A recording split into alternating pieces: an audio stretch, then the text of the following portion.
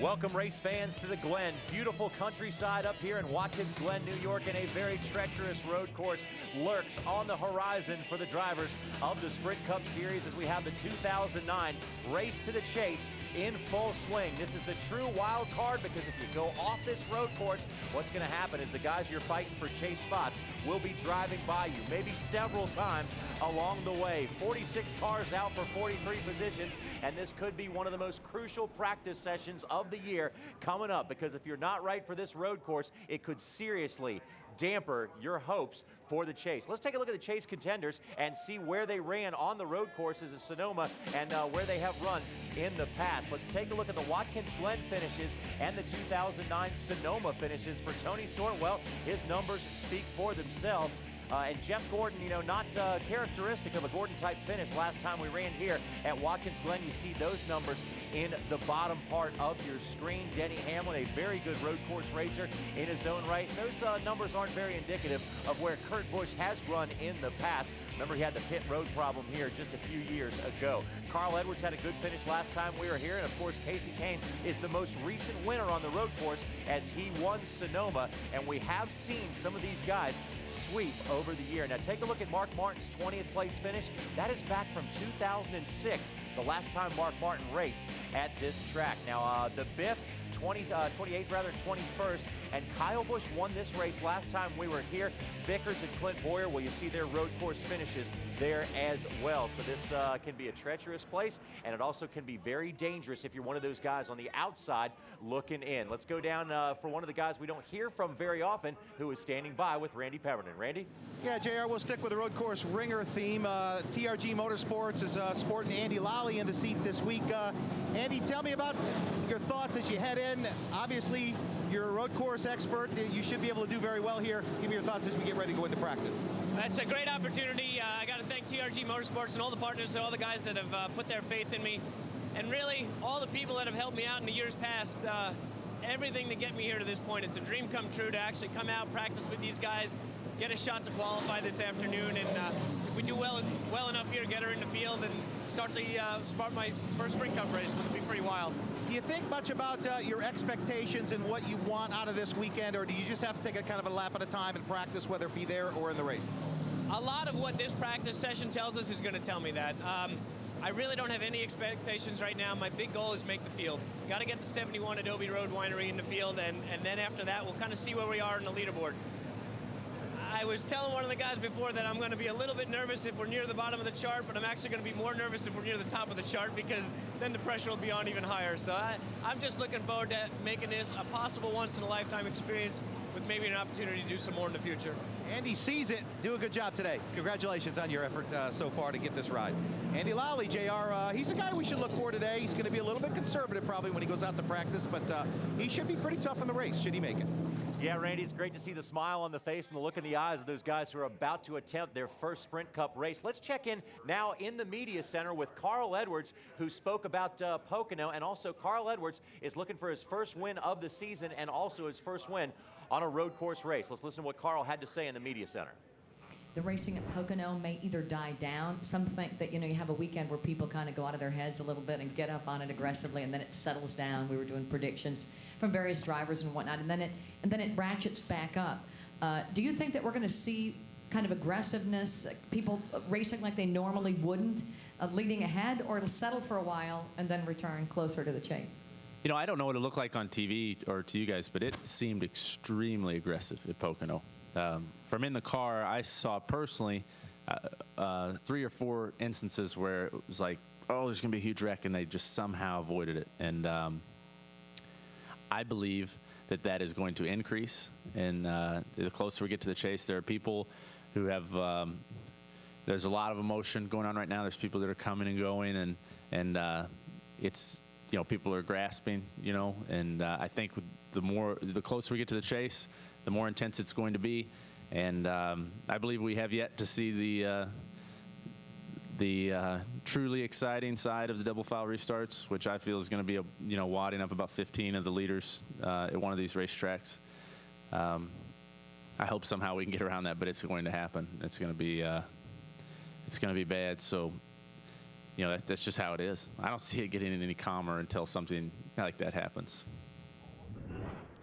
Very good point by Carl Edwards. We don't see this getting any calmer either. That's why you have to keep it here all weekend long, as we got you covered on speed. From the green flag to the checkered flag, bumper to bumper, door to door, we got you covered at the Glen. We got to take a quick break. We're moments away from Sprint Cup Series practice here on the second road course race of the year.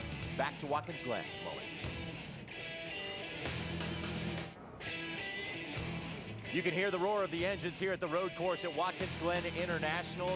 Bad weekend last weekend for number 20 driver Joey Logano, but as the youngest winner ever in Sprint Cup Series history, he could turn that all around this weekend. And the drivers, crews, all ready to get to work here on a beautiful day for racing. Wonderful afternoon here at Watkins Glen as we're looking at sunny skies, little clouds around, and also perfect temperature conditions. Now, one of our friends here at Watkins Glen International is asking a pretty good question. Still asking, still wondering, where is Ward Burton?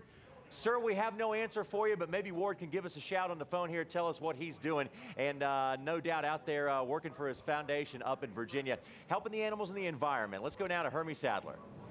Well, thank you, JR. And one of the things that'd be fun to watch here as we get on the racetrack for practice is Mark Martin. Now, he has 3 wins here, 3 poles, and an average finishing position of 7.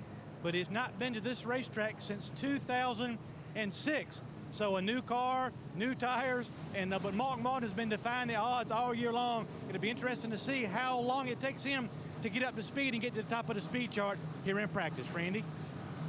Hermie, we've talked a lot about weather over the past couple of weeks. It's a gorgeous day here at Watkins Glen. Temperature just about 70 degrees right now as the Cup teams get ready to go out to practice. Weather's supposed to be nice again tomorrow. It's a little bit iffy on Sunday, but I'm standing here with a rain tire. Unfortunately, this is not a rain tire that they can put on the Cup cars should it rain here on Sunday. There is no more rain tire program for the Sprint Cup Series. This is a brand new tire that they're going to be running in the Nationwide Series race up in Canada in August. So no rain tires for this place. I know some of you fans, they're going to be sitting at home and don't care if it rains, and hoping that these guys could go out there with some windshield wipers and some defoggers. Not going to happen, but Goodyear is ready. Brand new rain tire. That'll go on the Nationwide Series cars, but the weather looks great here so far this weekend. It's going to be terrific. Hopefully no rain for the race, Johnny. Hey, Randy, we know we get that question so much from NASCAR fans. They wonder why not put the rain tires on, but when we're in such a crucial position right now as getting so close to the chase, when we remember what happened in Montreal last year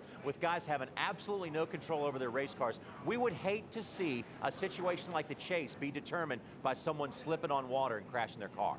Yeah, there's no question about it. And a lot of fans say, well, wow, the IMSA Series does it, Formula One does it. These cars, much different. They're much heavier, a lot less downforce. They're just much more difficult to stop. That's the problem. Even in the rain, you know, it could certainly affect the chase and the outcome of the chase. Should we go in on and practice during rain, or should we go out there and race during the rain? Certainly not a good thing. Everybody needs a good opportunity to secure a good finish at Watkins Glen, and we don't want to see them do it in the rain, and they won't anymore. This is the Nationwide Series rain tire, JR. Yeah, exactly, Randy. There's enough to worry about here at Watkins Glen with things being outside of your control other than slipping on a big puddle of water and wrecking a perfectly good $100,000 race car. Let's take another look at the menu. We have a full day of racing coming your way on speed from the Finger Lakes region of New York. Nationwide Series practice is after this Sprint Cup practice. Then we got trackside at Watkins Glen. We got Boris Said and Max Pappas, and then the Rolex Sports Car Series for some great racing at 8 o'clock Eastern Time. Tune in for that. You won't want to miss it. Keep it here on speed all weekend long as we got you covered. The cars and drivers are poised, getting ready to take to practice. On the other side of the upcoming break, we will have that practice session for you. You can watch the smoke and other drivers take to the Glen. Watkins Glen International, the second road course event of 2009. We've got 46 cars on pit road, ready to practice for about an hour and a half to get ready for qualifying. The weather is absolutely gorgeous here. See Chad Canal sitting up there talking to the king, Richard Petty. As mentioned, the weather here is just absolutely gorgeous. This possibly will be the first time we've had qualifying in a few years here at Watkins Glen. You look at the weather there, 72 degrees, 80% humidity, a little cloudy, but no threats of rain today. And you look back at Watkins Glen, the last 5 Fridays here, Qualifying has been rained out 4 of those 5 times. We've only had qualifying 1 time in the last 5 years here at Watkins Glen, but no threat of rain today. And hi, everybody. Glad you're with us. Steve Burns, Larry McReynolds, and Jeff Hammond. As Larry said, we're getting set for a practice about an hour and 20 minutes here on this 7-turn road course. Larry, we're running out of time if you're going to make that chase, including this weekend, just 5 races left. Well, you know, Steve, we go to 22 different racetracks, and as close as the competition is in the Sprint Cup Series, most of it is about equipment, how much horsepower, how much they're getting these cars down.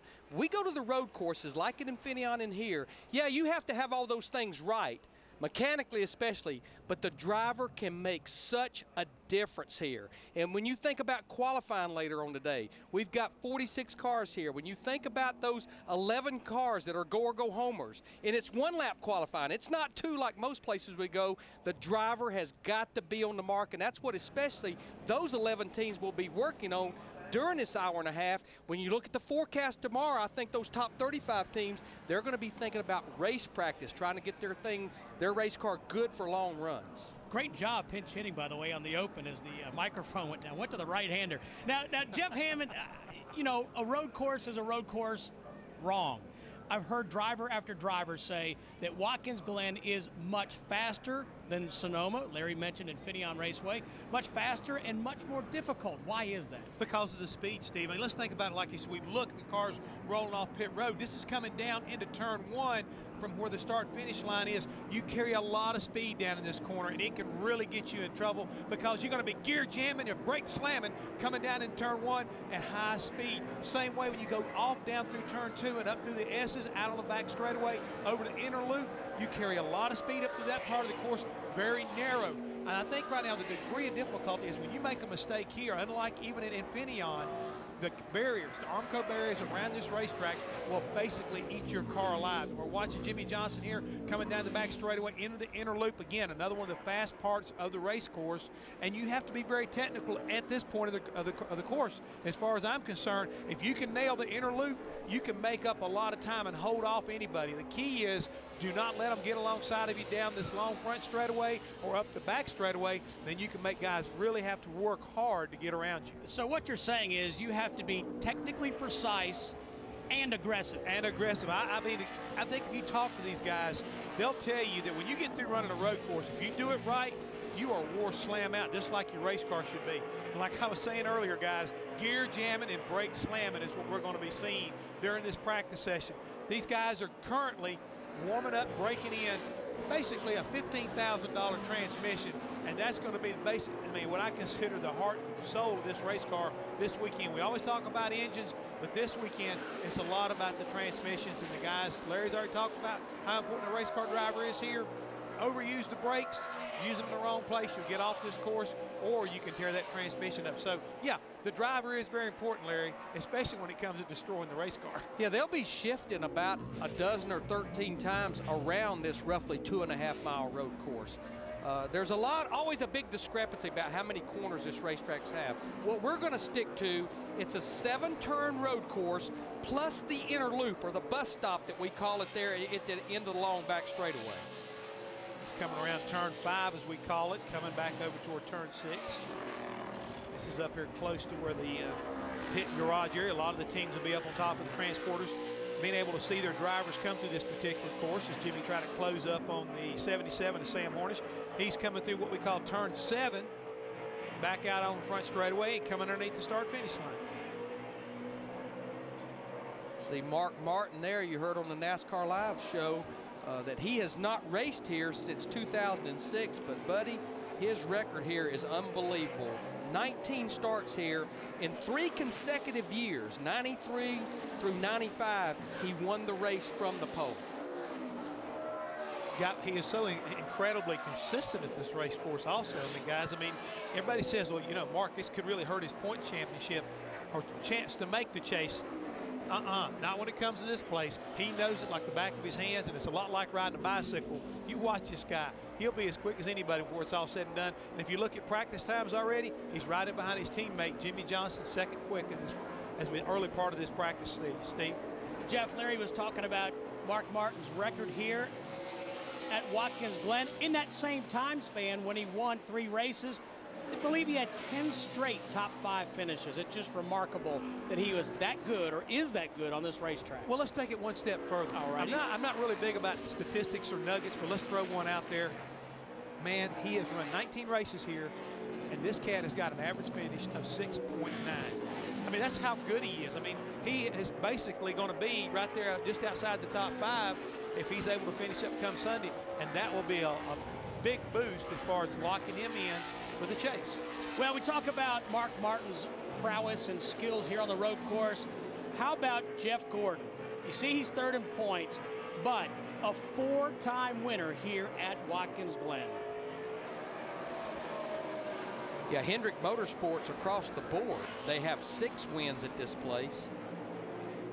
And Jeff has led a total of 227 laps here. Now, we talked about Jimmy Johnson at the top of the board. Mark Martin was 2nd right behind Jimmy Johnson, but just recently Juan Pablo Montoya has jumped up to 2nd, and Brian Vickers, who sat on the pole the last time we were at a road course at Infineon, he has actually jumped up to 3rd. Jeff, we know what a great road racer Jeff Gordon is. He holds the record for wins in the NASCAR Sprint Cup Series and all-time road course racing, but he hasn't won here since 2001. Is that just a fluke, a statistical oddity, or is the competition caught up to him here? I think the competition has definitely stepped up. When you think about the fact that guys like, Robbie Gordon and his teammate Jimmy Johnson, Tony Stewart, Kyle Busch, there's a lot of guys all of a sudden that have started to figure out what Jeff is known. And I think the other part of that equation is, at one time, I think that Hendrick Motorsports and Jeff Gordon alone, they had better equipment than a lot of other guys. I think their overall program on the road course was superior. And I think now everybody has basically understands what it takes. The equipment is there. The drivers know where to go to school at. At one time, when guys used to show up at road courses, if it was, you always expected a Parnelli Jones and people like that just to kick everybody's tail. Same way here. Ron Fellows, Boris said, you always said, well, they're the ones that are going to wind up winning a race. Not anymore. Our guys in NASCAR, Jeff Gordon in particular, they can run with anybody, any place, but the competition has definitely caught up to them. Just look at the last time we were at a road course at Infineon. Brian Vickers on the pole, Casey Kane won the race. Who would have figured that? Tony Stewart or Jeff Gordon have won 8 of the last 12 races here at Watkins Glen. Jack Roush looks on. Speed's presentation of NASCAR Sprint Cup Series practice is brought to you by Touch of Gray. Gets rid of some of the gray, but not all. And I'm going to have to go to that product. I'm just saying. I thought you already had it. I believe we have got a car in trouble. Joe Nemechek, the 87 car, and I'm just looking at the scoring monitor. He had not even completed a lap, and that does not look good. That totally looks like the engine has expired on that 87 car. And trust me, and certainly we'll get down there and maybe explore it, but when you lose an engine right out of the box, out of the garage area, a lot of times at a road course, it's an oiling issue or something like that. You can see it right there coming out of turn 7 on the front straightaway, and you can see David Strimmy, I think, just about in that 12 car getting in the oil of Joe Nemechek. I saw a lot of oil when he made the turn up pit road right there out beneath his car. So either an oil line came off, or like you said, the whole bottom end of that number 87 car is on the racetrack.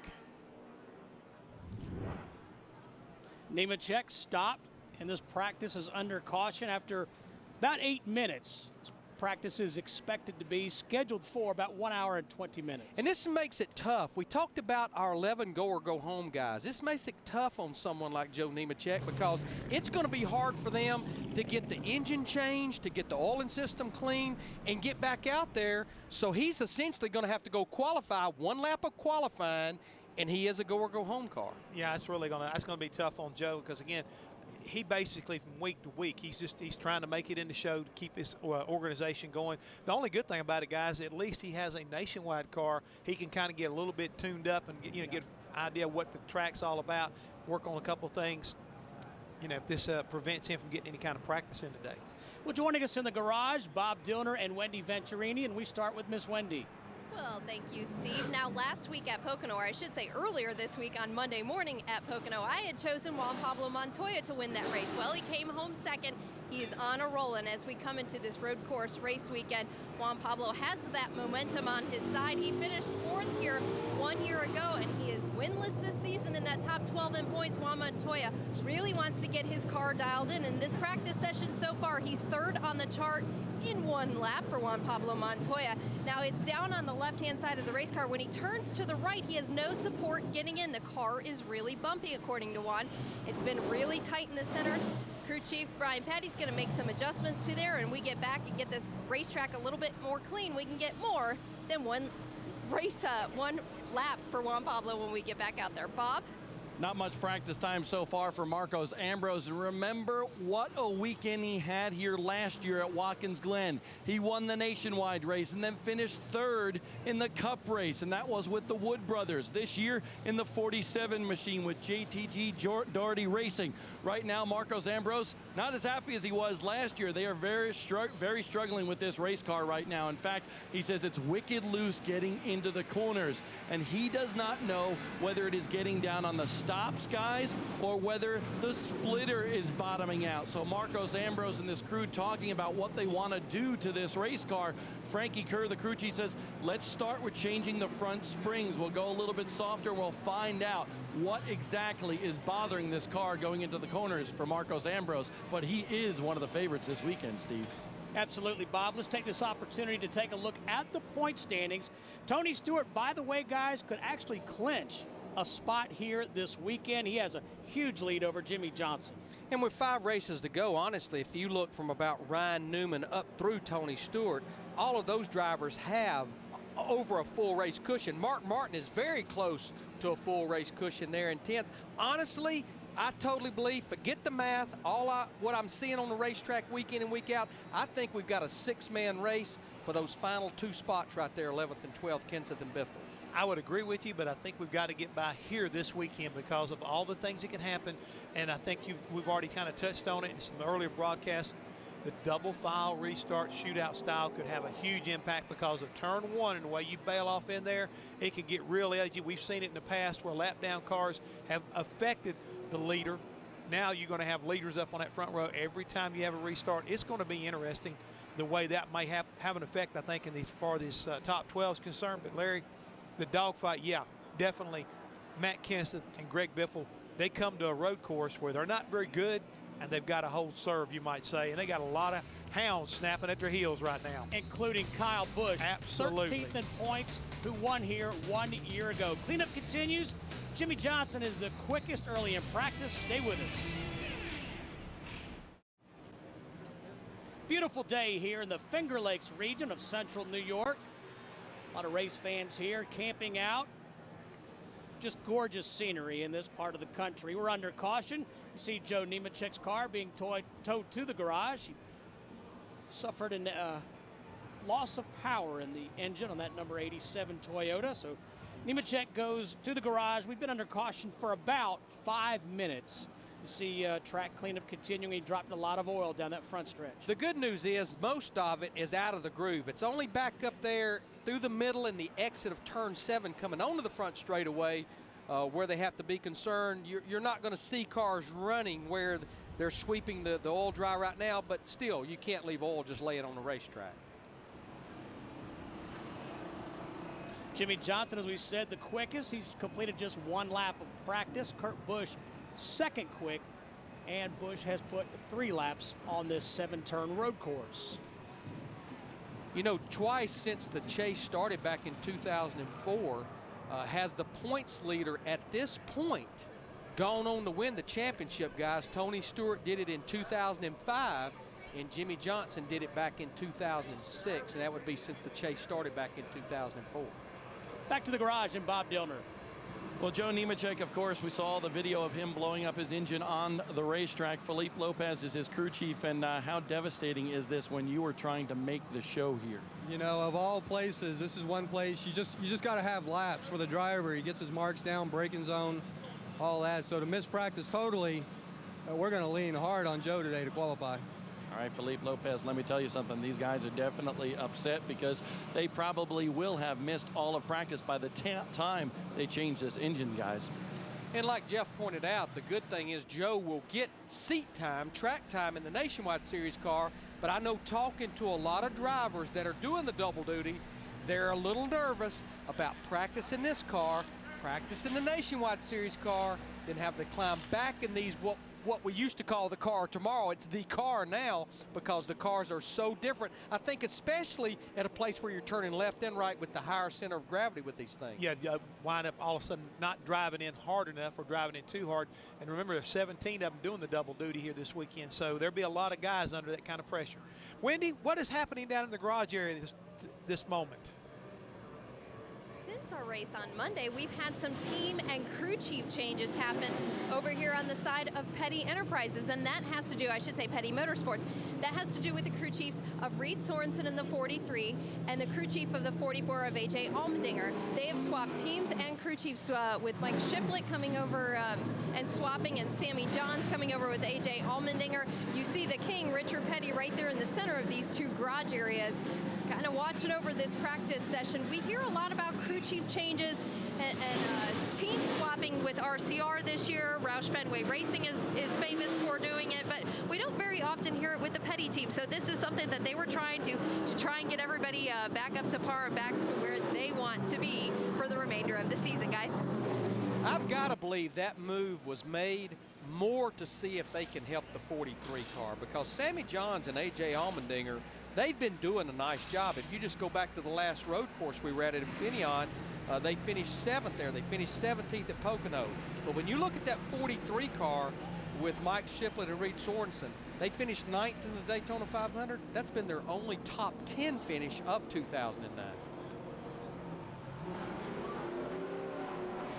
Under caution for about 8 minutes, so we'll step aside for just a couple as teammates share information here at Watkins Glen.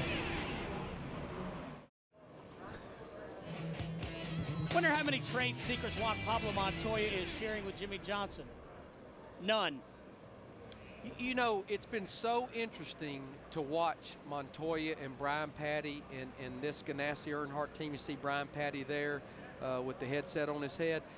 I don't know that I've ever, since the history of the chase, since 2004, heard a team talk so much and focus so much and have the philosophy of this is how we're going to get in the chase. I mean, that has been what they have been talking about, especially for the last 8 or 10 weeks. And honestly, unless something really snafus that out of their control, I think that Chip Ganassi, for the first time in the history of the chase, is going to have a team in the chase. Let me ask you guys this. I'll play devil's advocate, though. Should there be more, should we have more emphasis on winning races as opposed to just trying to get in the chase? No. I mean, the thing is right now, everybody wants to change what racing is all about. What we're doing here, Steve, is we're racing for a goal. And that's how we wind up winning championships and how you wind up winning races. And everybody has a different philosophy how to accomplish that. And that's the one thing about NASCAR right now. You can choose your path. You know, you can be like maybe Hendrick Motorsports. They focus a lot on winning. You know, they got fast race cars. They got great race car drivers, and they win a lot of races. But at the same time, however you get into that championship chase, you know, you don't have to necessarily take that path. You know, and what I'm trying to say is, if Juan Pablo doesn't win a race and still makes the chase, has he earned his right to be there? Yes, sir. Because they have made a game plan and they've executed.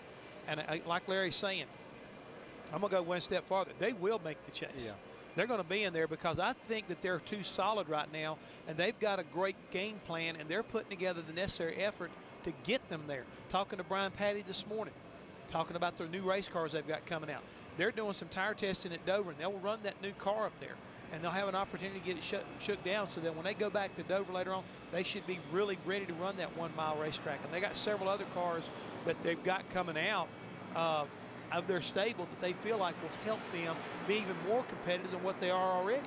So all these things combined, I think it makes this team maybe the underdog or the guy that could be the sleeper in this chase once he gets in, because he's got everything to gain and nothing to lose. And they've got momentum on their side. Look at Indy. Look at last week. You know, Brian said when they come here, people are talking about winning this race. they're not worried about winning this race. They're worried about finishing this race with a good top 5 finish. If they wind up at the front of the head of the class at the end of the race and they can win it, they'll go for it. But their main thing is score those points and get into the chase. And Bob, I think you're caught up with another guy that's got the same philosophy, trying to do the same thing. Yeah, Brian Vickers, and he's really coming on strong as of late. In fact, in the last 2 races, he's gained 40 points. He's getting so close to getting in that top 12. But right now, Brian Vickers, it looks like they're working on the brakes on your car. 1 run on the racetrack. What's going on? Well, we're pretty happy with the car. We're a little looser than we wanted to start, but you know, we're 4th on the board, and I know there's more speed left in the car. Right now, we got a little concerned about the brakes. They went soft on me pretty early, and you know, we're still soft when we got in the garage, so it's not an heat issue. It's either a bleed issue or a master cylinder issue. We're looking through that right now, and hopefully we can get it fixed and get back on the racetrack. Here's what I want to talk to you about. Larry McReynolds, Steve Burns, and Jeff Hammond talking about the battle to get in the chase and how you balance going for the wins and trying to get in the chase. What's the big priority for you right now? The next race. The most important race in the championship's the next one, and that's what we've got to focus on. I'd love to win a race. That's definitely a goal of ours. We wanted to sit on the pole this year. I think we've accomplished that, but you know, we still want to get a win. But the most important thing right now is to be in the chase. So the next race is the most important, and points are the most important. You can get the most points by winning, but you got to be smart about it. We can't risk a good finish over win. It's a delicate balance. Wendy?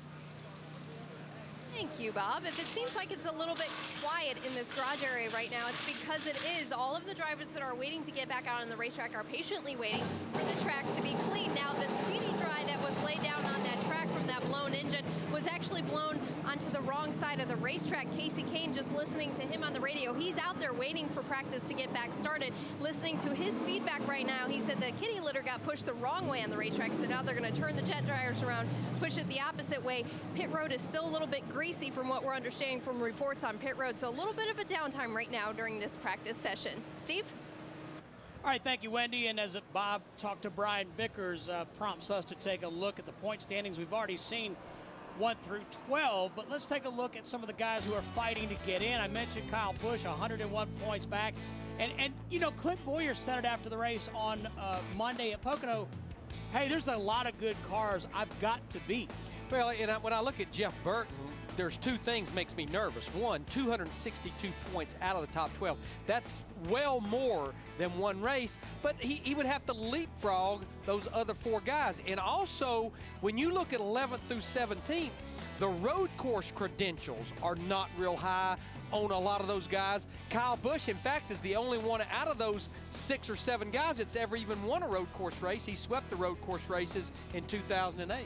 Jeff, you see the column to the far right. David Rudiman took a severe blow last week at Pocono. Denny Hamlin in the 11 car made contact with him, took Rudiman out of the race. He's not happy about it, but my point is, David Rudiman comes to Watkins Glen, he'd be the first to admit he is not a premier road racer. No, Steve, we talked about it a week ago that the way we looked at these final races, a guy like David Rudiman, he had 1 less race than the rest of them to make up some ground because of the fact that he had Watkins Glen in front of him.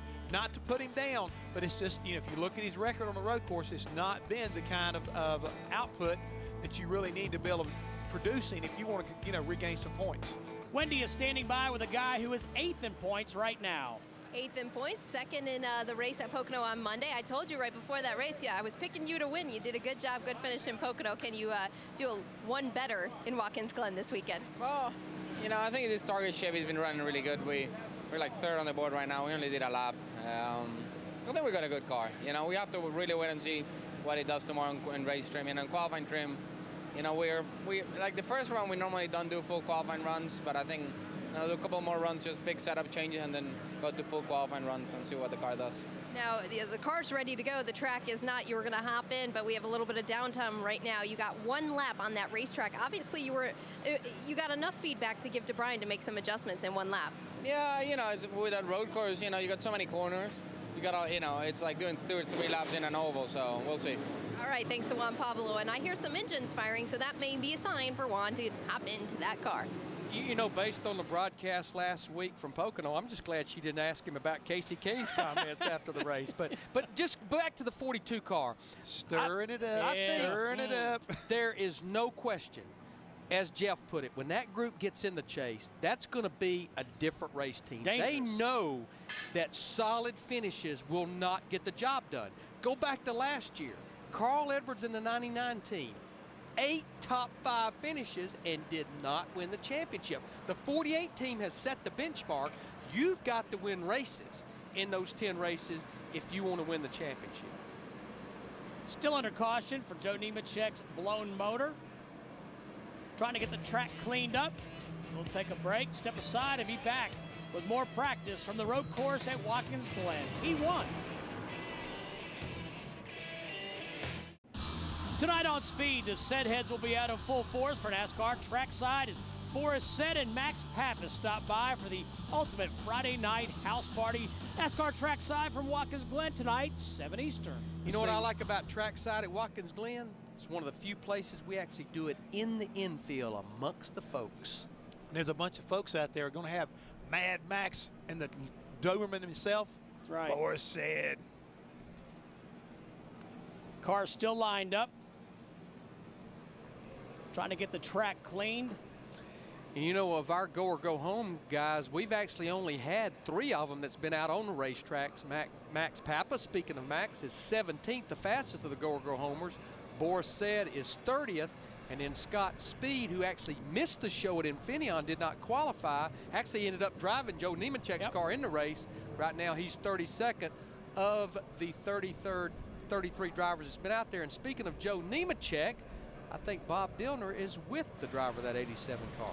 That is right, Larry McReynolds. And Joe Nemechek is the epitome of how important practice is here. You just told me you're going to try to get back out despite a blown engine here. Well, we definitely need to. I didn't even get a full lap in, and that's at a road course, that's a pretty important deal. Just figuring out your braking points and all that. If I can get 1 lap in, then I know exactly what I need to do to go fast for qualifying. But we're going to work hard. We haven't had any failures. You know, this is it's really kind of bizarre, and not sure what happened, but hole in the oil pan, so I think it broke a rod. What caused that, don't know, but just try and get back out there and make some laps and get my braking points down. You're pretty good on a road course, but are you on pins and needles as a car owner right now to make this show? Well, it's out of my hands. I mean, you know, anytime in qualifying practice, if you have an issue, it's just really, really hard to overcome. So I've got a lot of laps here at Watkins Glen, run well here in the past, so hopefully that'll do something. My guys work on it hard enough, we'll get back out and get a lap. I'll tell you what, change in fortune a little bit, hopefully, for Joe Nemechek. Hopefully he makes this show. But, guys, Felipe Lopez didn't think they'd get back out there. Joe Nemechek came over here and said, guys, get cranking. Yeah, Bob, and you mentioned Joe's a pretty good road racer. 4 nationwide series poles in Watkins Glen. Well, there's no question. You can just change the engine pretty quickly. But as Jeff and I were discussing, these things have a remote oil tank. It's a dry sump system. You have all those lines, the tank, the coolers. Anything that has oil that flows through it in that race car will have to be cleaned or changed out. And it's going to be a tough order. That'd be a tough order for one of the top teams to get done. It really was, but we're taking a look here at Casey Kane getting ready to roll off our winner from Infineon. And when you look at Casey's record at Infineon and bring it here to Watkins Glen, they mirror each other. He wasn't very good at either place. You know, Chad Canals had a good point, though, one night on This Week in NASCAR. I had mentioned the fact that Casey's record wasn't that good. You know, like you said, no top 10s. Yep. Chad said that's deceiving, though. He's been fast on road courses. He just hasn't finished well. But that goes back to the mistakes that you have to eliminate to be a good road racer. We keep laughing about it all the time. Asphalt is good, grass is bad, you know, or dirt is bad. Whichever one you want to look at, you need to keep this car on the racetrack. And a lot of these guys, what they'll do when it comes to crunch time and they need to pick it up a little bit, all of a sudden they're hanging a wheel off the track where they don't need to. They spin the rear tires where they don't need to. They overdrive a corner and wheel hop it in there to the pea gravel or get it off the course. Those are the kind of things you can't do if you want to be successful. And I think it's one thing that makes Jeff Gordon so exceptional. He's very disciplined when it comes to the road courses. He knows when and how to push the buttons that need to be pushed and still keep it on course. And I think that's what everybody, this right here is the nightmare at this racetrack. There are several of these located around the racetrack. You get off the race course, and you see how close it is, Steve. You get off in it, hey, you're going to be real lucky if you get out. Well, let's talk about why it's there in the first place. It's there to slow the cars down. Yes. And it does a good job of that. Well, and I think what really provoked putting that in there was back when Jimmy Johnson was running the Nationwide Series. He lost his brakes getting down into turn 1. And when he hit the grass, the car got faster. Yep. And I mean, he KO'd the guardrail. Now when you go down into turn 1, it's all asphalt. But when these cars get on grass, if we said grass is beautiful, we love grass, but it's not beautiful and good around a racetrack. And that pea gravel there is just to stop the car from going on into the Armco barrier. Yeah, it hadn't been for the foam blocks that were down there in turn 1, Jimmy Johnson would probably be Janet Johnson. I mean, he hit hard. He hit hard. Got out of his car and stood on the roof and put his arms up. I guess he was excited that he had survived it. Until he started driving that 48 Cup car, that's the only thing you would remember Jimmy Johnson for. You know, we ran some races here at Watkins Glen. Let's take a look at this wreck that I think that I just mentioned about Jimmy Johnson. Oh, actually the pea gravel was there. It basically jumped over the pea gravel.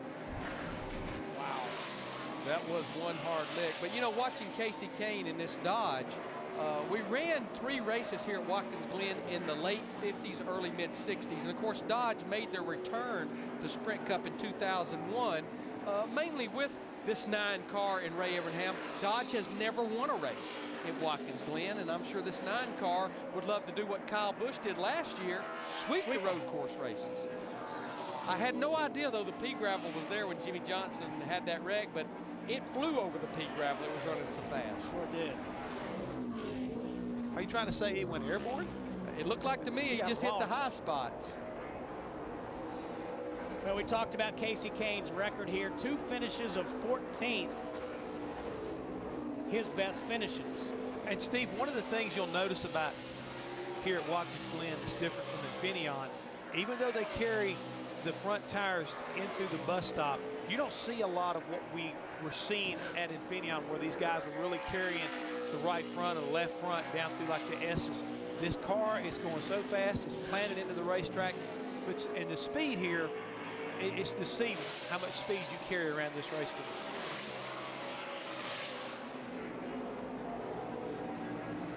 Had about a 20-minute delay for Joe Nemechek's blown motor. Practice back underway. Have not heard anything from NASCAR as to whether or not they will extend this practice. This is the only practice for the Sprint Cup Series teams until they qualify later this afternoon. Now this is Patrick Carpentier in the 55 car for the second time, and yeah, he's been off the course somewhere. You can see all the damage. Look at the track bar, it's bent. Yeah, he's hit hard. Now this is already after the crash, but yeah, you're right. I mean, this is that almost has backup car look written on it. Carpentier drove the 55 car at the Infineon Raceway for Michael Waltrip. And to me, it looks like it has had an altercation with the Armco barriers around there. You see the way the quarter panels are reshaped almost to fit around the Armco barriers. It makes you wonder if maybe he crashed coming up out of the S's out on the back straightaway. Yeah, they had a good run out there at Infineon with that 55 car. They ended up finishing 11th. And what Michael Waltrip said this week was that if Patrick had a good solid finish at Infineon and had fun with the 55 team and wanted to do it again, he'd get Napa to approve him running here this race. And of course, not long after that, Michael made the announcement that Martin Truex Jr. is going to join his team full-time. Michael's still going to run selected races. He has not defined his schedule for 2010 as of yet. Now, Joey Logano in his 20 car, right now he's 29th quickest. He's run 6 laps. I've got to believe that will be the agenda for this 20 car, is to run just as many laps as possible. Joey did run the Nationwide Series race here a year ago. He actually finished 7th, but this will be his first Cup start. But let's take a ride around this 2.5-mile road course with Joey. This is coming up toward turn 6. You're down in 2nd gear here, and you'll run 2nd gear down this little short straightaway here to turn 7. You're going to stay in 2nd gear. And this is one of the faster parts of the racetrack. They'll come off here in second gear. He'll grab third. He'll grab fourth. And this is where you do a lot of downshifting into this slow right-hander. You'll go all the way down to first gear there. And then as you come up out of turn one, you'll grab second gear. And then we'll go into the S's, which is turns 2, 3, and 4. You'll grab third gear. And just as you come out of the exit of the S's, up at turn, I think what we call turn 4, you're going to be in high gear there. And this is another fast part of the racetrack. You're going to pull fourth gear right here, third gear, second gear into what we call the inner loop or the bus stop. You'll run second gear through there. And then this long sweeping right-hander that we call turn 5, you're going to be in second gear and then back up to that short straightaway where you'll grab third gear again. And that's basically a lap around this 2.5-mile road course with about shifting about a dozen times per lap. More trouble. Clint Bowyer, the 33 car. And Clint had just started, I think, his second run because Clint's actually 8th quickest, and we will get a caution on the racetrack because Clint will not be able to drive out of there. They will have to get a wrecker to get him out. We just talked about that. He is mired in that gravel. Oh, and what's so bad about it, if they're not careful, Steve, that's where they can really damage this race car. Comes into here. Oh, he got off the course way back. I think he was going to be way too fast to make that corner. The law of physics was going to take over. Under caution for the second time, Clint Bowyer brings out the red flag here at Watkins Glen, a backup for Carpentier. Under caution for the second time, 41 minutes into this practice, you see Clint Bowyer talking to the track workers about how to get unstuck. He is mired axle deep in that Chevrolet. And you know what, Larry? I'm not too sure I'd want to be pulling it that way. Yeah, I'm telling you, this pea gravel, it's a beautiful thing, but it's an aggravating thing. I know when we were over in Suzuka in 1997, you can just see that splitter just digging in. Yeah. But Earnhardt got off in the pea gravel, and when we showed up at Infineon the next year, car still had pea gravel coming out of it. It gets everywhere.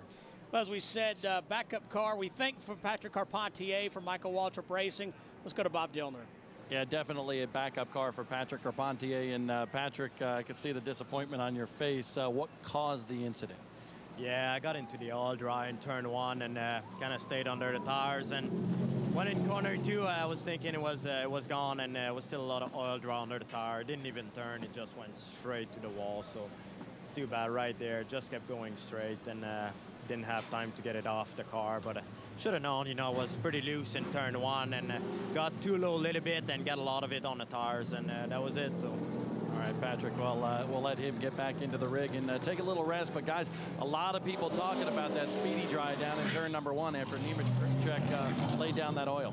And you know what's sad for that 55 team? This will be the second week in a row they've had to go to a backup car during Friday's practice. If you think back to last week at Pocono, Michael Waltrip wrecked coming off turn 3 onto pit road, and they had to go to a backup car. Larry, I will say this much. For that front splitter, it's just like having a motor grader blade out there. That thing is very durable, because I thought it would have done a lot more damage to it than trying to pull it out that way. I would have wanted my car pulled out probably backwards, but it worked. These safety guys know what they're doing, and Harry is trying to help out a little bit, get a little of that peat gravel, leave it here where it belongs, so for the next guy coming along might need it. And we talk about crashing in the race, but this is where it really gets frustrating and aggravating. And I talked about Michael Waltrip crashing in the basically 1 hour of practice we had, what was going to be before qualifying last Friday, and they had to go to a backup car with all the damage that was done on the front splitter and the front area of that race car. Wendy.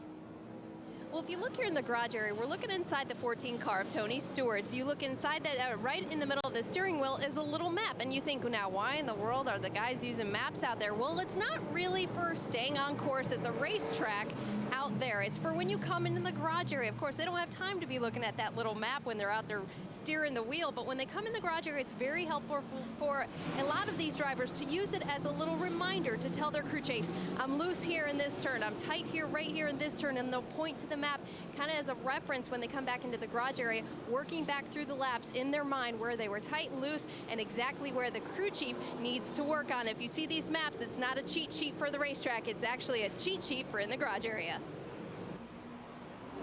All right, thank you, Wendy. Great explanation. Tony Stewart, as we said, a 4-time winner here at the Glen. And what I did notice on that little map is there were different colors, and I almost believe that might be what gear he's in those particular areas of the racetrack. NASCAR performance, maybe. Possibly. Actually, we're going to disassemble that Advanced Auto Part cutaway car tonight. Yeah, I already know about all that. You're going to take the truck arms out from underneath it. Explain about truck arms. We've got some splaining to do. See some of the road course specialists. Andy Lally hoping to make his Cup debut. Now, David Gilliland, who normally drives a 71 car, he is here, but he's driving a second car that has a 70 number on it. Let's go back to Bob. Down here in the garage area right now, Clint Bowyer's number 33 machine just arrived down here, and Richard Childress actually going over to talk to Clint. Clint radioed it in and said his car was extremely loose and very disappointed, obviously, that he got in that pea gravel. But you can see the big thing right now is basically cleaning up this race car, because that pea gravel actually causes so much dust when you hit it. Right now, this car is completely covered in dust. So that is the big thing right there. As you can see, that car was stuck in that pea gravel. But take a look at this. If you come over to the rear wing right now, the guy's actually taking some SD20. You can see right here, I'll put my initials right there. That's how dusty this entire car is. And in fact, in the engine compartment right now, which is the main concern, Richard Childress, Danny Lawrence up there, the head engine builder for this team, they are looking at that engine because they are concerned, and Richard actually radioed into the team about this. Let's take a look at that engine, because I'm afraid that some pea gravel might have gotten up at that engine. In fact, right now they're taking the air tool to that car and trying to brush out and blow out everything that they can, because basically, guys, the car is a mess. All right, now let's talk about changing the engine. They have to explore that long and hard, because remember what the engine rule is. You can't just change engines because you think something might be wrong. If they decide to change that engine, they have to present that engine to NASCAR. NASCAR will disassemble that engine. By the rule, if they don't find anything wrong with the engine, NASCAR keeps the engine as a penalty for changing an engine that didn't have a problem. So they really have to explore hard. I see Danny Lawrence there, sitting there talking with Shane Wilson and Richard Childress about where they might actually be with this engine. Let's take a look at our top 10 fastest drivers under caution for the second time today here at Watkins Glen.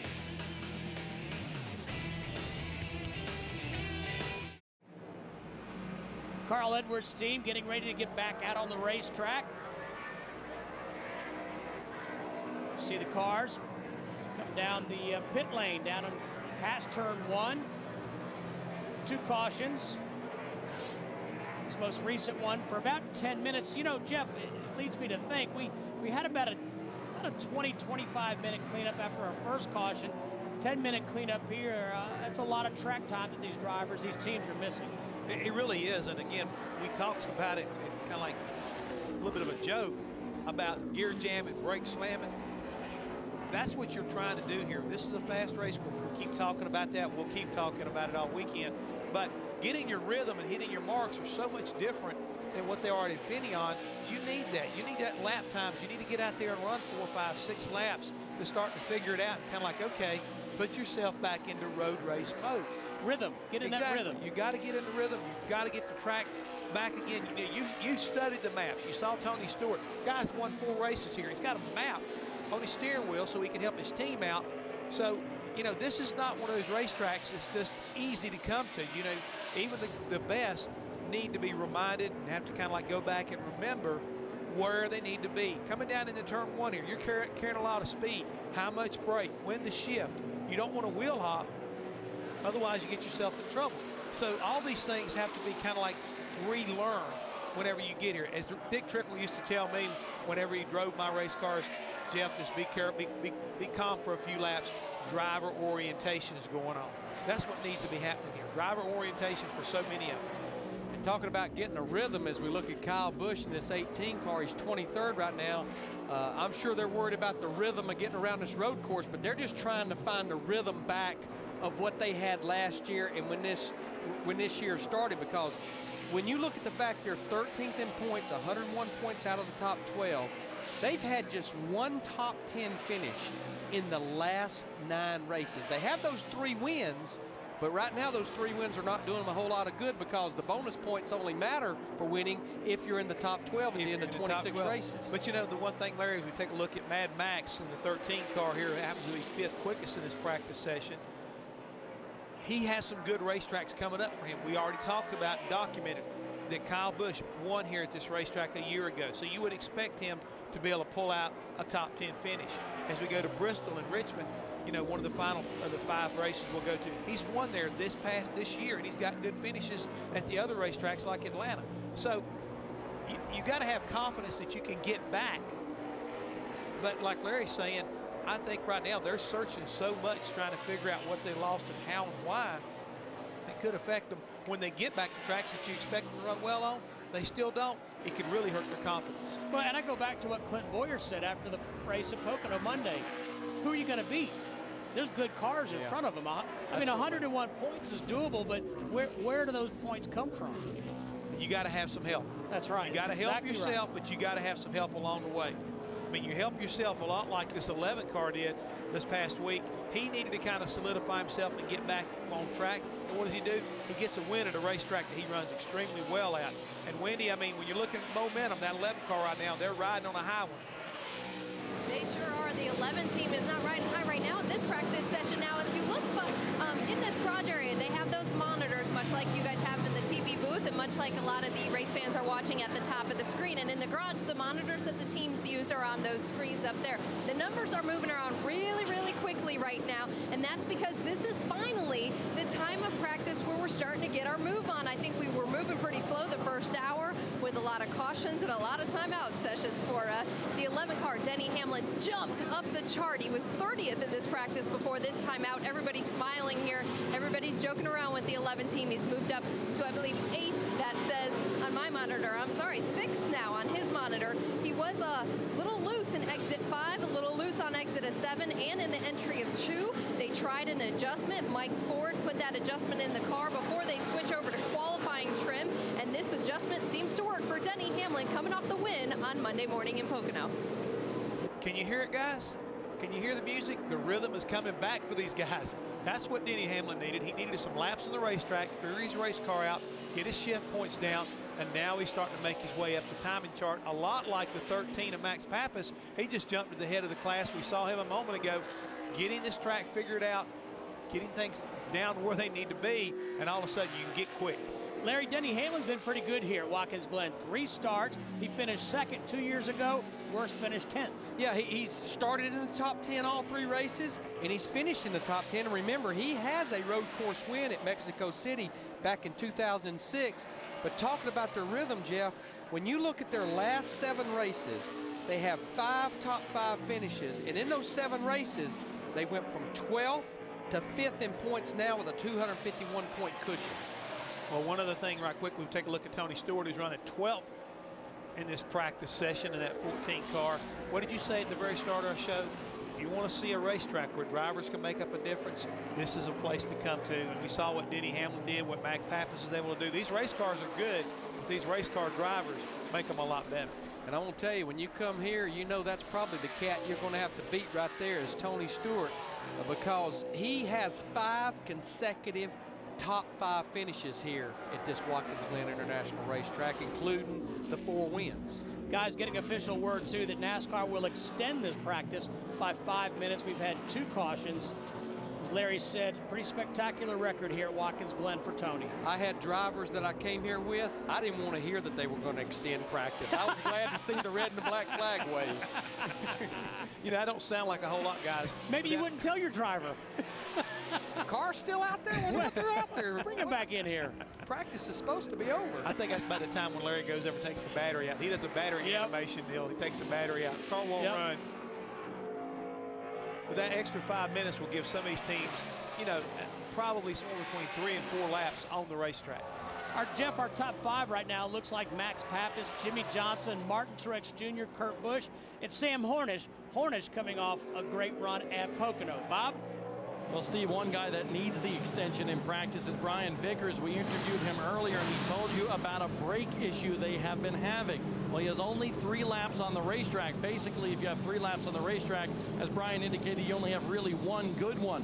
And right now, Brian Pemberton and the crew are still underneath the hood of this. They're working with the master cylinders, and the smell of brake fluid is flowing through this part of the garage area because right now they cannot get a pedal in this car. And what that means basically is they need a good pedal or a pedal that comes back up so that Brian has some braking pressure going into the corners here. Brakes very, very important here. And right now this 83 team has been struggling to try to diagnose the problem up under the hood of this car in the master cylinder area.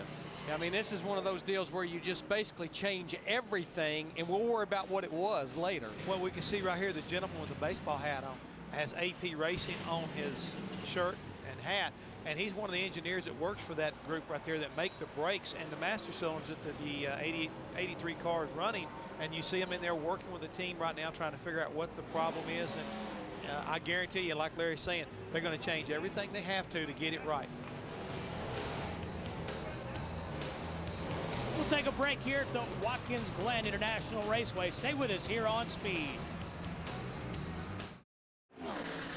Speed's presentation of NASCAR Sprint Cup practice from Watkins Glen is brought to you by the Atlanta Motor Speedway. Be there when the lights come on as NASCAR Sprint Cup night racing comes to AMS on Labor Day weekend. Go to atlantamotorspeedway.com for event and special ticket information. Backup car on track for Patrick Carpentier. Tell you what, those boys were ready to hit the racetrack. Yes, sir. And I think what possibly helped them is they recently just went and tested with Patrick Carpentier up at Virginia International Raceway, and I know they took both of their road course cars up there and tried different things, so that's probably one of the reasons this car was pretty close, pretty much ready to go. Jeff, we hear drivers talk about VIR a lot. Larry just mentioned it, Virginia International Raceway, but my question is, when you go to a place like VIR, road courses are so much different. We've talked about Watkins Glen versus Sonoma. What do you actually learn at VIR?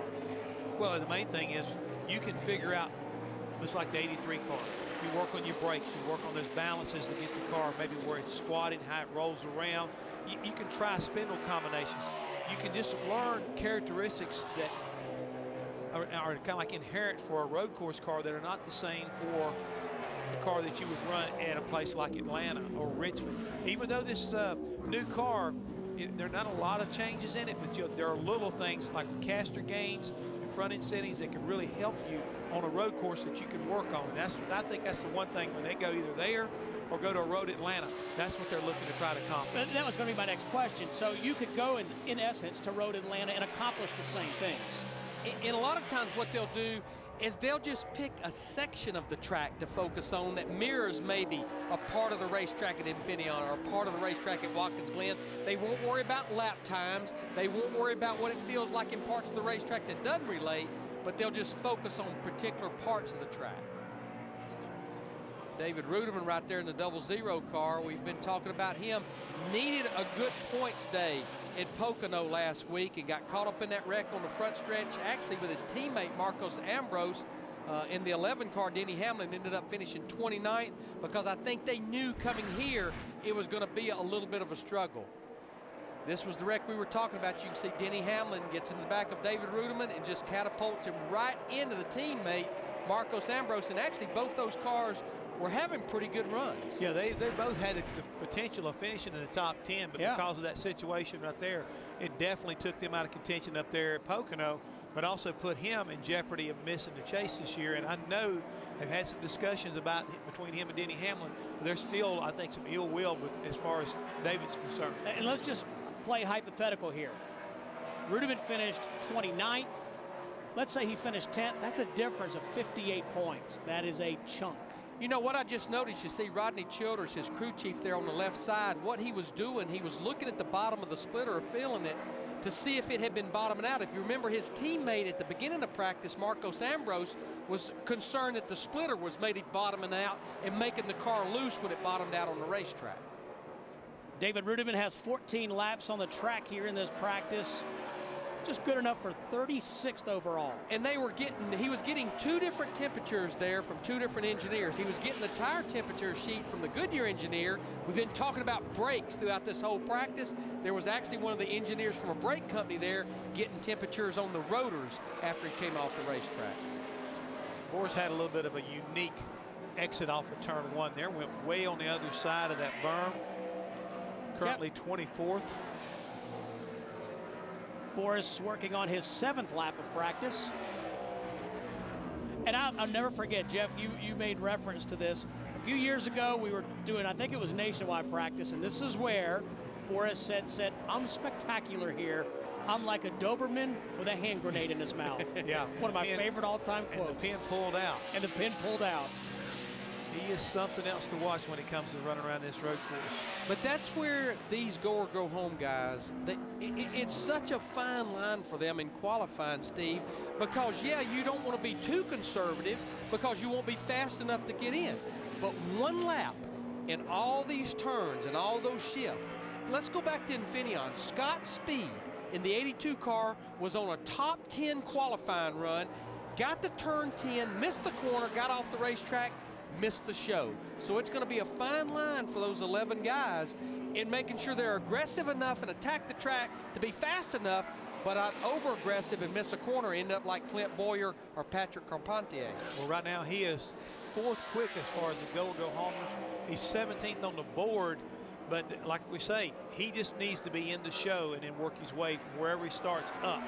You know, I'm going to give Bob Dillner or Wendy Venturini a little bit of a homework assignment here because we're well over an hour into this practice session, and we know why 1 car has not been out there. Joe Nemechek, who never completed a lap, but the one that I'm a little concerned about, a guy that we think can win here, Robbie Gordon in that 7 car, has not been out on the racetrack, and we're well over an hour into this practice.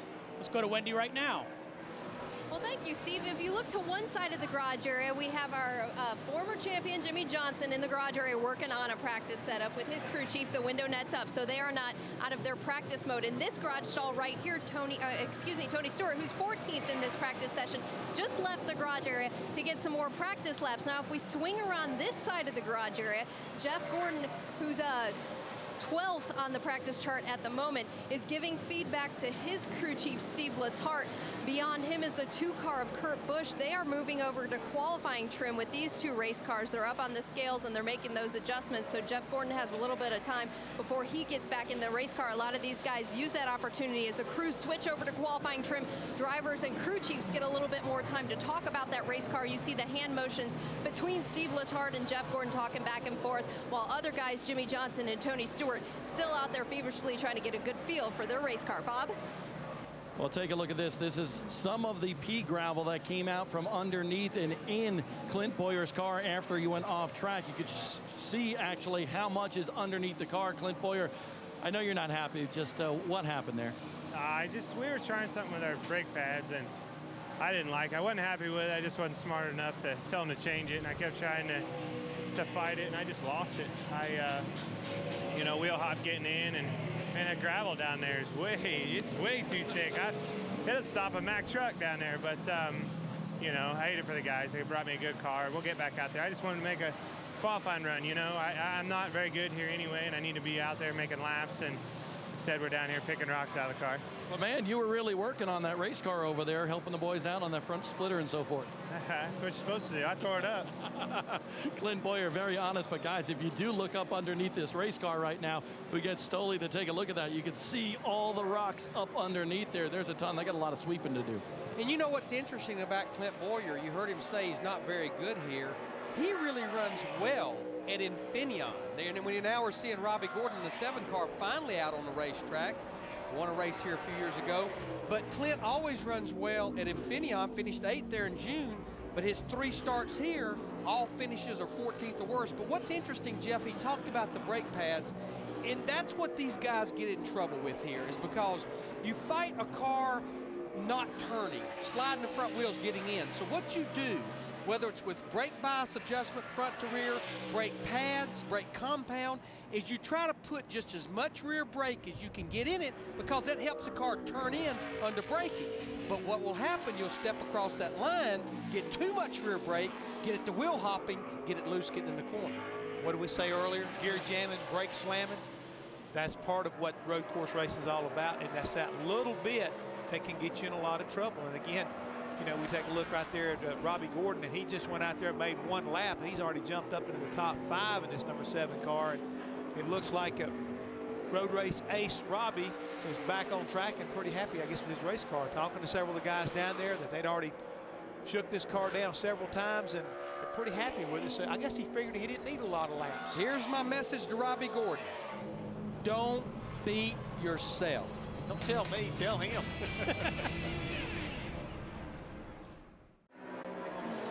Greg Biffle picked up a Camping World Truck Series win here back in 2000, but in the Cup Series, 1 top 10 finish, and he has 4 finishes of 30th or worse. You know, right before we went to break, we were talking about Robbie Gordon in that 7 car. And right now, Robbie has slid down to 7th quickest, because now Jimmy Johnson has jumped back to the top with Sam Hornish and Martin Truex right behind him.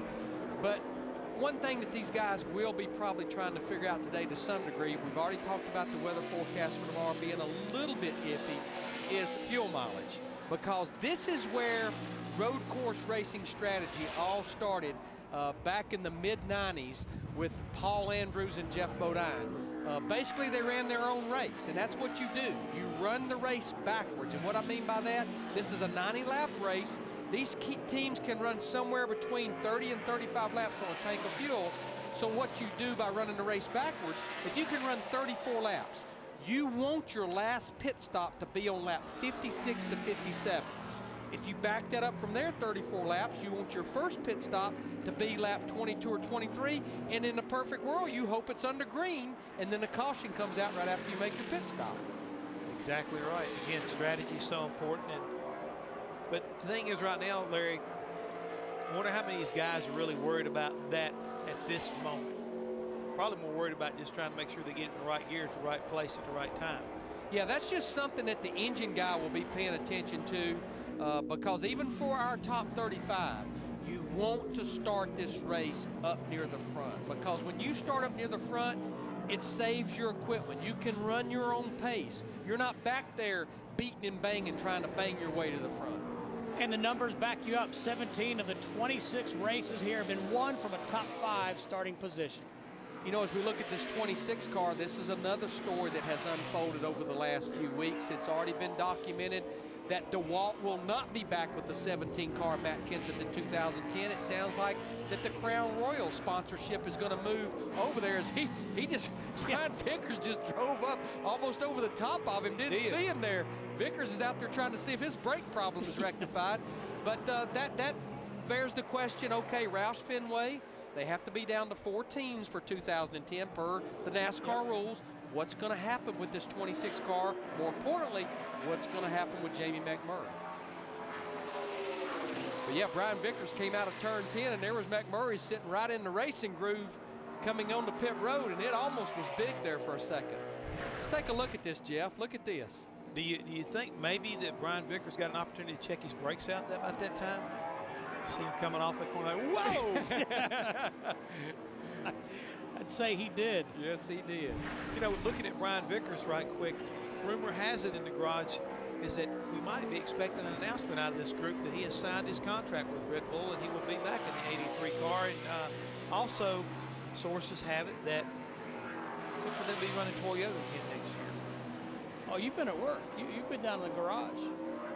I had to do something this morning. You've been checking your sources. I've been just trying to see what's going on. There's a lot going on in that garage area. A lot of unknowns. I'd like to know more about it. You know, I could not, stranger things has happened. I could not imagine Brian Vickers not re-signing with that 83 team with Red Bull. Because when you look at it, we talked about him being 14th in the points. They finished 6th at Pocono. They have 5 poles in 2009. 4 straight top 10 finishes. I'm not sure there's a lot of places he could go. There's only about 3 operations where he could probably back up that performance. See Dale Earnhardt Jr. That 88 car, sponsored by National Guard this week for Hendrick Motorsports. Right now, just 32nd on the board. We go back to the garage and Bob. Well, ask and you shall receive, basically, is how I look at it. The boys in the booth asked about Robbie Gordon and why he hadn't been on the racetrack. Well, that's a convoluted answer. He was on the racetrack up until this final run, but you broke a transmission. Then you get back out there and have a really good fast time. A little confidence for you? Yeah, we're confident. We've done a lot of testing, and we feel good about our program. We lost about 25 minutes there. It didn't break a transmission. It broke the mounting bracket that was attached to the transmission. So we don't know how it happened, but it happened. And we rolled back out, and we were 8th quick right now. So we're going to go make our second run. You get in the car right now. They got their last run they are probably going to make. And right next door to Robbie here in the garage area is his other car, the 04 car. And behind the wheel of that this weekend is P.J. Jones. So Robbie Gordon, not a broken transmission, just a broken mount. But you know what? He is fast as usual on a road course, guys. And P.J. was in that car at Infineon and actually qualified for the race out there back in June. Yeah, they're real excited about having him back in that 04 car. But again, walking through and looking at Robbie Gordon's stuff, I mean, we know that Hendrick Motorsports and Roush Racing build nice race cars, but we talked about this at Infineon. Robbie Gordon has got two of the nicest looking road course cars that I have ever had the privilege of looking and sitting inside of. Robbie actually let me sit inside of one of his cars. He's done a lot of work to try to make those cars, I mean, state of the art and more like, I would call almost like some of the open wheel cars that he's driven in the past. Really, really some state of the art. What makes them so different, Jeff? The way they got the dashboard laid out, the way the seats are installed, it's all, driver comfort and being able to work the steering wheel, but yet still be safe. The pedals and the way they're positioned in there. There's a lot of really cool things to make it more, I think, driver friendly. And to be able to make them be more efficient inside that race car, if you can imagine that. Even where the shift stick is, as far as the location of where the driver's hand, for his right hand to be able to shift the car, it's all just been worked out, I mean, to perfection. And we're looking at Kevin Harvick here in the 29 car, just starting to run. He's 18th quickest, but we just saw Jeff Gordon in that 24 car go in the garage area. We know that he broke a very long winless streak when he won the race back in Texas, but I'm going to tell you another streak that's beginning to get in jeopardy for that 24 car is he has 67 career poles. He has no pole in 2009. 16 consecutive seasons, that 24 car and Jeff Gordon, they have set on at least one pole. So with just a handful of races to go, I'm sure that's a streak that they would like to continue. Kevin Harvick won here back in 2006, led 28 laps on that afternoon. Teammates debriefing once again here at the Glen. And welcome back to NASCAR Sprint Cup Series practice session here at Watkins Glen International. A change at the top of the chart. Leader in this practice session, Kurt Busch, is now at the top of the practice sheet. He just went out and made that qualifying run. Remember, I just talked about Jeff Gordon and Kurt Busch making those qualifying trim adjustments. When Kurt came over and made that lap, he came over the radio and told his crew chief, Pat Tryson, it is pretty sweet. Kurt Busch just now pulling into the garage area. Sounds like everything's good to go with Kurt Busch. It's a little bit tight for Kurt, but his crew chiefs and Kurt are going to debrief a little bit more. All smiles with the 2 car in this garage area as they hit the top of the chart at the end of this practice session. Bob? Well, Wendy Venturini, this instrument right here, very crucial here in the garage area. Basically, what the brake manufacturers do is they go over and they stick this in the wheel and they measure the caliper temperature. They measure the rotor temperature. Derek Dong is from Performance Friction Brakes, and we've been seeing a lot of different brake issues. I'll give you back your wand here, but what I want to know, Derek, is we talked about Clint Bowyer, and he was trying out some new brake pads on his race car. What's the big difference from the oval tracks to coming here to the road courses as far as the brakes go on a Cup car? On a Cup car, it's all about balance. These cars are very difficult to stop. The amount of energy it requires to stop one of these cars is up into about 4,000 foot-pound torque range that's spread on all 4 tires. Going into turn 1 or going into the bus stop over here, they're pulling anywhere between 1.2 and 1.4 G. So that means if you weighed 100 pounds, you're now weighing 140 pounds more against the belts. The other issue is they're always bouncing these cars off of curbs, and when you bounce cars off of curbs, you're knocking the discs that actually float in the caliper and knocks the pads back into the caliper, which adds to a long pedal issue. The problem is, of course, is if you start to tap the brake to get the brake pad up against the discs, then you eventually will start adding more bulk temperature to the overall package. And here, it's about trying to keep the rear balance good so that the rear doesn't hop around on the downshift. Now, because the cars move around so much, the downshift becomes very, very important to keep the car from getting unstable under braking. Okay, crew chief, you can see actually right here, this is one of the Roush Fenway cars. You can see the caliper temperature, the disc temperature, and so forth that they took on this race car. But crew chiefs, I want you to explain everything that he just said to me. Well, I think the biggest thing that they're concerned with is the temperatures, because when the caliper temperature is where they really get concerned. Because if you start getting caliper temperatures 400 to 450 degrees, and we've been seeing that at some of our tracks this year, you start potentially getting into melting the O-rings in the caliper. That's the biggest thing. And if you get the pads up in that 16 to 1800 degree range, you're on the verge of boiling the brake fluid. That's another huge concern with the temperatures. Steve, I said it before, gear jamming, brake slamming. I like it. I think you should have Derek Dong on NASCAR Performance. You know what? Actually, I'm going down to Performance Friction on Tuesday, and we're going to shoot a piece for NASCAR Performance. Beat you to it. Read your promo. I don't have time now. I only have 3 seconds. NASCAR race day built by the Home Depot, 11 a.m. Juan Pablo Montoya in the 42 car, 9th overall right now in his Target Chevrolet. Kurt Busch still the quickest in his Dodge. Then it's Denny Hamlin's Toyota and Jimmy Johnson's Chevrolet. Also want to mention Sam Hornish Jr., 4th quickest as well. 48 Jimmy Johnson just now back out on the racetrack to start a run. He's run 6 laps, but we're hearing that he may have an issue. He's coming back to pit road. Did not complete a lap that time. Wendy. Well, another complaint from Jimmy Johnson. He came over the radio just now after this run and he said, "I'm sorry, guys, it's still chattering." Chad Knaus, the crew chief, came back over the radio and responded, "All right, guys, get another set of tires, cool it off. We need to get it back out there." Still having some tire issues right now. Work being done very quickly on the 48. So that was going to be a practice qualifying run as we watch his teammate Mark Martin in the 5 car. Mark's 21st quickest. He's run 8 laps. I was just looking at the scoring monitor. It looks like the guy that's run the most laps, which we've seen this a lot this year, is Denny Hamlin in that 11 car. Has run 16 laps, and right now he's 2nd quickest. Hamlin also the quickest, over 5 lap average, followed by Casey Kane, and then surprise, surprise, David Rudiman. But there's a pretty big disparity, I think, right now, Steve, when you take a look at what's going on with the 11 as well as the 00 as far as fast times and a 5-lap average. I don't think we're really looking and comparing apples to apples at this point of the juncture. You know, as we look at Mark Martin, and I know we still have 5 more races until the chase starts, so that means there's 50 more bonus points available out there. But right now, with the reset on the points, that's the points leader right there. If he stays in the chase, because he has more wins than anyone, he has those 4 wins. So today, in the chase, he would start with 5,040 points, more than anyone. 10 points per win. Martin's wins came at Phoenix, Darlington, Michigan, and Chicagoland. And you know, those 4 wins, that's the most wins Mark has had in a single season since he won 7 races back in 1998, over 10 years ago.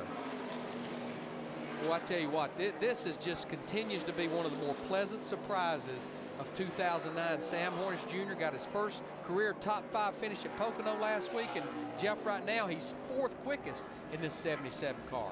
Yeah, you wouldn't really have thought. I mean, I wouldn't have thought, Sam Hornish would have been that sporty on the road course, but he is really doing a masterful job of making his car not only look like it's flying around this racetrack and just working it very effortlessly, but the times reflect that. And for Sam and his entire organization, it looks like, his crew chief from Travis Geisler and him are really just getting on the same page. And I think maybe with Travis's background as far as being a race car driver himself, this really helped these 2 guys. And the end result is Sam is definitely a lot more competitive than he was even earlier this year, and he was pretty good early this year, but he seemed like he's getting stronger.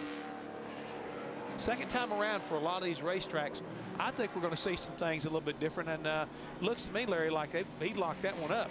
Yeah, that's not a tire wear problem that we have here. That's a brake That's simply where you just slid the tire. I can see why it was chattering and vibrating. Yeah, as we said earlier again, brake, slamming. Kurt Busch leads the way here at Watkins Glen. Stay with us.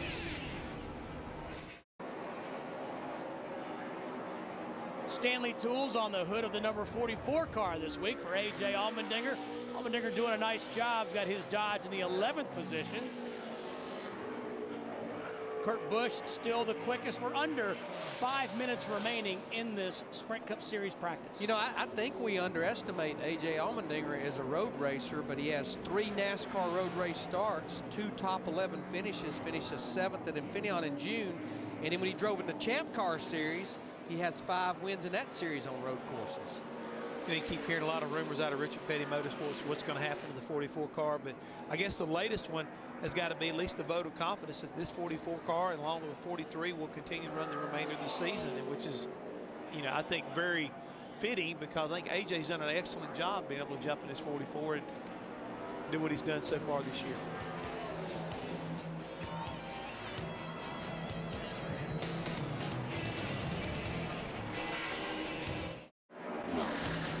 Speed's presentation of NASCAR Sprint Cup practice from Watkins Glen is brought to you by Toyota.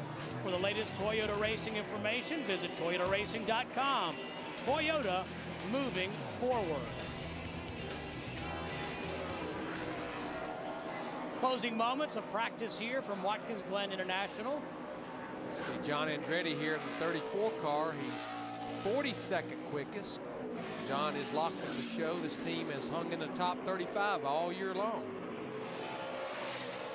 Really done an outstanding job being able to accomplish that, especially with John running off and going to Indy earlier this year. You would thought maybe they would have struggled a little more in what they did, but the team just persevered right on. Right now, as we mentioned, we have 46 cars here. 3 will go home. We know that Joe Nemechek is a go-homer, has not really made a lap, and there's the red and the black flag signifying the end of this practice session. But the 2 slowest of the go-homers right now would be P.J. Jones in the 04, the second Robbie Gordon Motorsports car, and Tony Ave in the 37 car, the car that Tony Raines normally drives. So Kurt Busch is the fastest in practice. Busch won a pole position here back in 2006. You know, actually, there's 3 of the Penske cars in the top 8. David Stremmy's 6th in that 12 car. Bob Dillner. Well, Mark Martin, you guys were talking about him on the racetrack just a little while ago. He's pulled back in the garage area right now, and he's not too happy, guys. He said the car is loose, it's tight, it's all over the place. It's kind of screwed up, and that's why he's 27th quick right now. So Mark Martin on the road course here at the Glen for the first time since 2006, not too happy. On the other hand, Kyle Busch, we haven't talked about him, I think, all program long. He is very fast. He's in the top 10 on the speed charts right now. But right now, Kyle Busch did not like the recent change that they did on that race car. He said, we need to go back to the way we were halfway through practice. So that's the report from Kyle Busch. Wendy? And what would a practice session be if we didn't include Dale Earnhardt Jr.? Much of the same reports from Dale Jr. in the 88 and his conversations with Lance McGrew, his crew chief. The tires have been chattering and has a lot less grip than the runs before. They made this one last change before this last lap out. And again, Dale Earnhardt Jr. not pleased with that change. He's 25th in this practice session in the 7 laps that he ran. The left front just doesn't feel right to Dale Jr. Lance McGrew and Dale Jr. have decided to put it back where they started at the top of the practice session, much like many of the people that we're hearing comment in the garage area at the end of this session. Steve? Thank you, Wendy. Yeah, we only have one of the Hendrick cars in the top 10, and that's Jimmy Johnson, is 7th quickest. Jeff Gordon, the other Hendrick car, is 14th, and of course we just talked about Dale Earnhardt Jr. You know, guys, we haven't talked much about Casey Mears. 15 laps of practice. Mears 5th overall. Casey, you know, has been good on the road courses in the past. I mean, it's one of those, I think, one of his strong suits, but I think that's probably bodes more well about the changes and improvements that Richard Childers Racing has been making. See that 07 car back up there running that well. Look at Kevin Harvick. He's also up there, the third quickest in his practice session. So good little effort right there by Richard Childers Racing. Yeah, the only Childers car that really struggled during that practice, we saw him in the kitty litter, Clint Bowyer. You said kitty litter. Pea gravel. Hey, stay Sand with trap. us. Sand trap. Nationwide practice next.